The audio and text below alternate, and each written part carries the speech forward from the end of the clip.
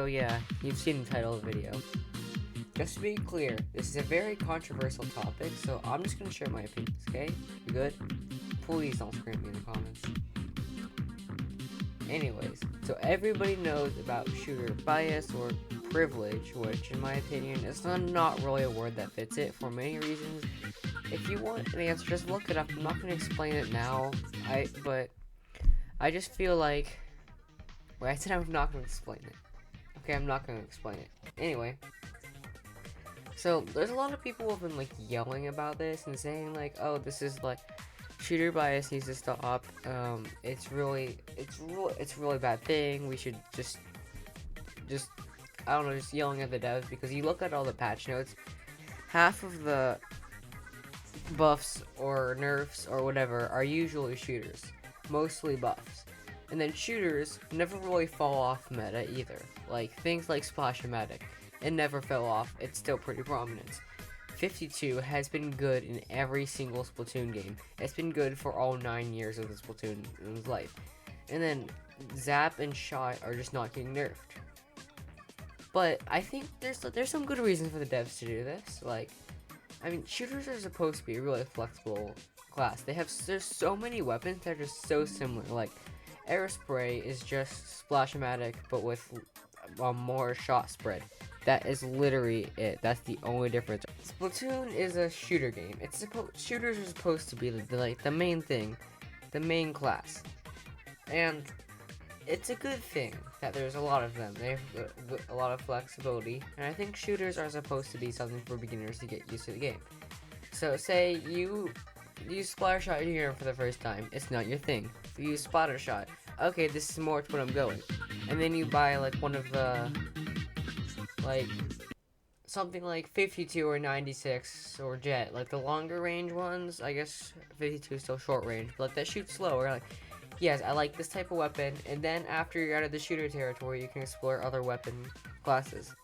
That's what I did. I actually, believe it or not, for the first few months of playing, I mained Aerospray and Zap.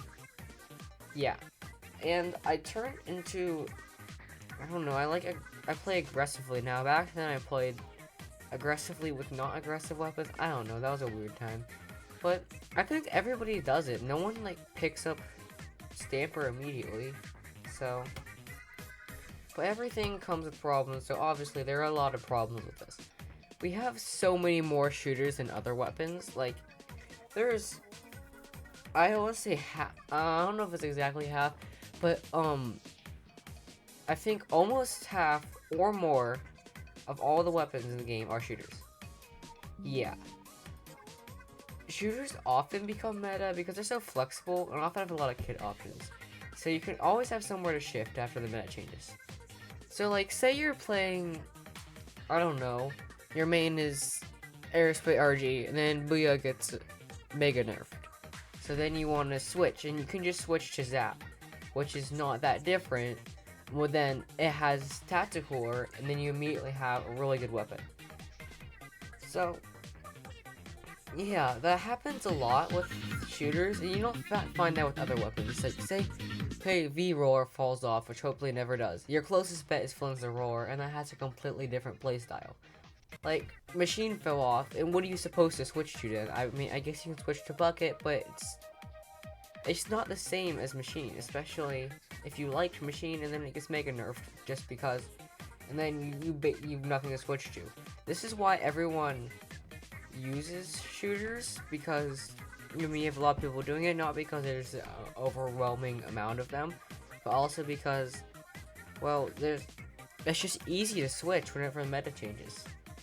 But I do think there's pretty easy ways to fix this, because most shooters are good because they paint well and their special is good. So why don't we increase their points for special? Like, why is 89 170, Nintendo? Please give us an answer. I spelled your name wrong in my notes, but you're gonna give me an answer, okay? We shouldn't have instances where Zap 89 is 170 or Neo Sploosh is 170. I strongly believe that all shooters should have 200 points for special or more. Nothing less than 200.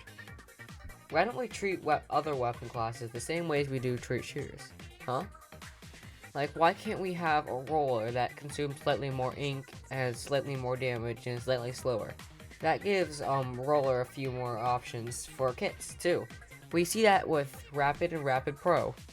Like, Rapid basically has 4 kits, and well, obviously the main weapon right now of Rapid is better than Rapid Pro. I do think if Jet falls off, then Long Rapid could be a thing. Like, we all know how Rapid Deco is good. So, I mean, we got a little bit of that. Another example is probably, and then why don't we pay attention to other weapons too, right? Like Undercover, YouTuber, Mini, Luna, and like literally every Reef Slider weapon has been waiting for significant buffs for like forever. And they're just not getting them because the shooters are getting all the attention. So I don't think we should just Nintendo should just stop throwaway shooters. Make everything like shooters are. Shooters are a really good class. Why don't we have the same diversity and with the other classes? Because it's not fair for people like me who don't main shooters. So in conclusion, I think just giving every shooter 20 points for special or more and adding more weapons to their classes should fix this problem, maybe. So I guess that's the end of the video. I did change our pool to just Clash YT because Clash YT pool for stuff was too long and complicated and it doesn't sound right. So yeah, that's gone. Don't join that pool anymore. And remember to subscribe to my friend Noclidian, and YouTube thinks you like this video. So if you don't watch it, Harmony's gonna come for you.